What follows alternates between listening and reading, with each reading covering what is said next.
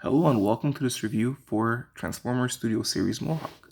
Now, while he's just a small little guy, I think he's great. I really recommend him to anybody who likes either Baver's designs or fun little Transformers.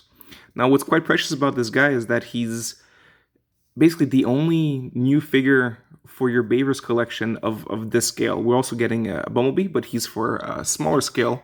So when it comes to like the actual, like the whole point of the Studio Series line when it was first launched, he's basically the main new addition of the year. Now we're getting him right away in January. So he comes with a knife. It's a single accessory.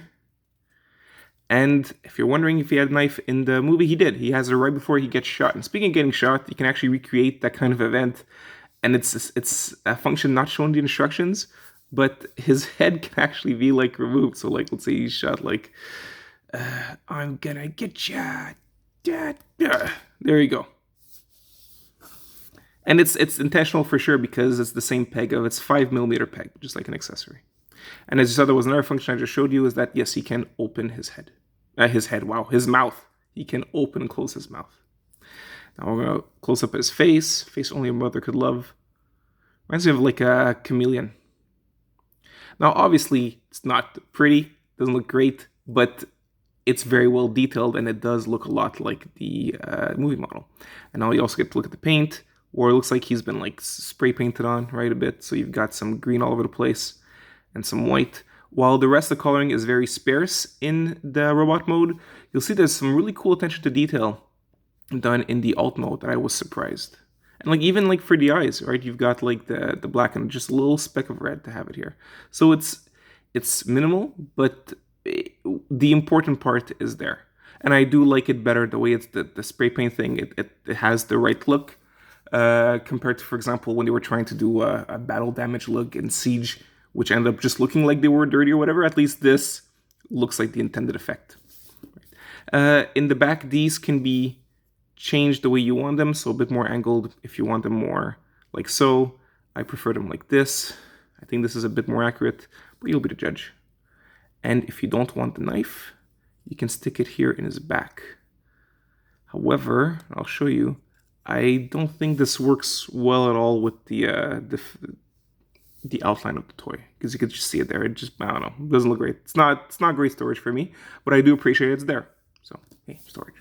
Now, while he's here, I'll leave him here and bring this up, and we'll see how we can scale with other characters or stand-ins for characters that were in the film the last night as well. So we've got Nitro Zeus here, and we've got a stand-in for Dreadbot here.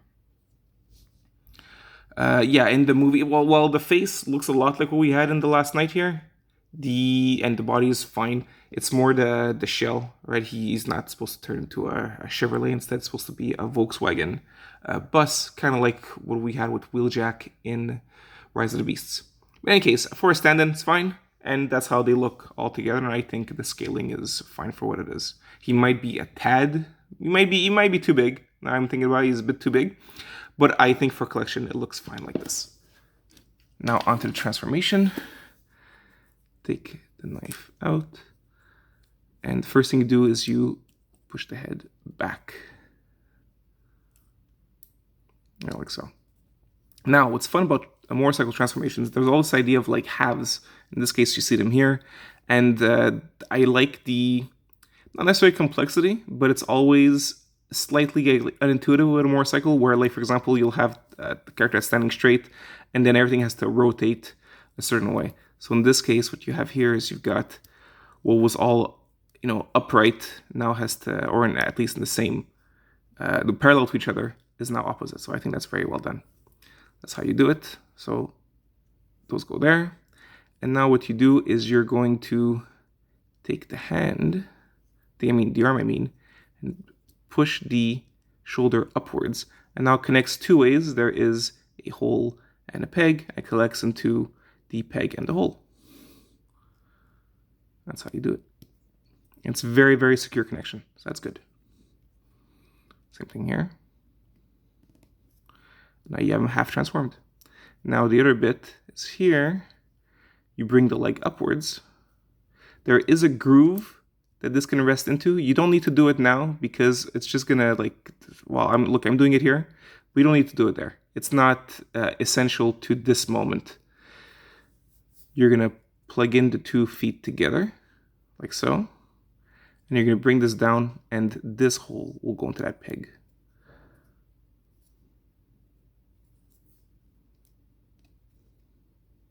And that creates your seat. Now you can just push it in. Nothing locks in here. It's just the fact that there's room for those, there's grooves for the sides of the front of the bike to go in. And that's it. That's the bike. And I think it looks good. It's a bit bulky, but the fact that, like, it looks like a jumbled mess, but how can I say this in a nice way?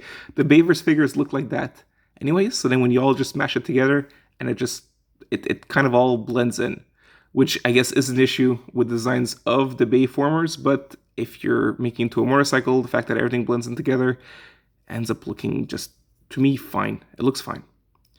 Like, there's, to me, no discernible robot detail aside from, yes, the eye sticking out. But it just looks like a big hunk of metal, whether it can transform or not. Okay, so when I'm talking about details, here we got the red paint here. Of course, you got the headlights, those are easy. But you also have, like, the black for the handlebars. You've got black on the spring. You can see it here and here. And you've got gold too, which is pretty cool. You got gold here on the side, both sides, and as well right here. Like I said, so it's very minute paint applications. I think it adds a lot. I think it's really, really well done. I didn't expect it. So that I think is really cool. Now the last thing to do is, there is a place for you to place the knife. It's here. So I wouldn't do it because, I mean, just storing it could just get off. But in any case, if you want to, you can. And here it is. And yeah, it's at an angle like this, so that's fine too for if you want to pose it. But in the end, I think it's a very fun transformation for what it is. I'm impressed that it looks a lot like the model, the CG model, and yet can also transform. So that's fun. And of course, he's one more to add to your Decepticon ranks. All right, well, guys, I wish you all the best. Take care.